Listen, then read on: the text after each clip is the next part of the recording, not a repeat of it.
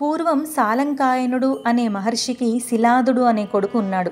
ఆయనకు వివాహమైన చాలా కాలం వరకు సంతాన భాగ్యం కలగలేదు.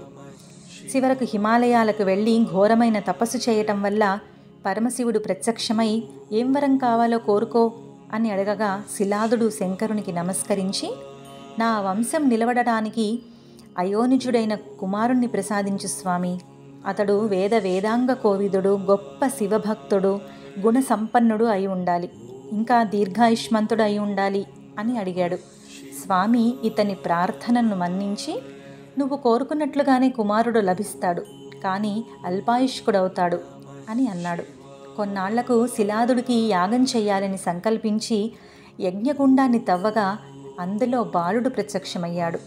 ఆ ఋషి దంపతులు ఆ బాలుణ్ణి అల్లారు ముద్దుగా పెంచుకుంటూ అతనికి నామకరణం చేద్దామనుకున్న సమయాన అశరీర వాణి వినిపించింది.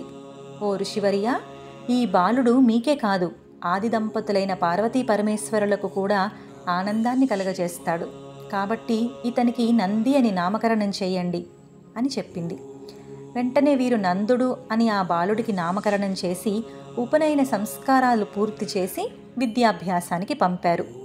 అన్ని విద్యలలో ఆరితేరిన ఆ బాలునితో తల్లిదండ్రులు ముచ్చటిస్తూ ఉండగా ఒకనాడు సూర్యభగవానుడు, వరుణుడు శిలాదుని ఆశ్రమానికి విచ్చేసి బాలుని భవిష్యత్తు గురించి చెప్పసాగారు. ఆ బాలుడు విద్వాంసుడు, గొప్ప భక్తుడు అవుతాడు, కానీ అల్పాయుష్కుడు అని చెప్పగా వారిరువురు చింతించారు.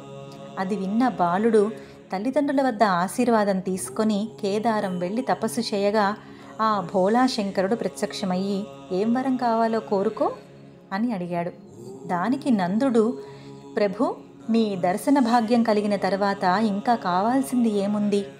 ఎల్లవేళలా నీ ఎందే ఉన్నట్లు, నీ దగ్గరనే ఉన్నట్లు, నీకు సేవలు చేసుకునేటట్లు అనుగ్రహించమనగా అతని కోరికను మన్నించి దీర్ఘాయుష్మంతుడివై మాతో పాటే ఉండు అని నందీశ్వరుడికి గణాధిపత్యాన్ని ఇచ్చాడు ఆ భోళాశంకరుడు. అప్పుడు మరుత్తులు సుకీర్తి అనే ఆమెతో నందీశ్వరుడికి వివాహం చేయించారు. ఆ సంతోష సమయంలో, స్వామి, నీవు నాకు వాహనానివి, నీ తల్లిదండ్రులు, తాత ముత్తాతలు అందరూ కూడా నా రుద్రగణంలో చేరుతారు అని దీవించారు. అలా శివునికి వాహనమయ్యారు నందీశ్వరుడు. ఓం నమః శివాయ.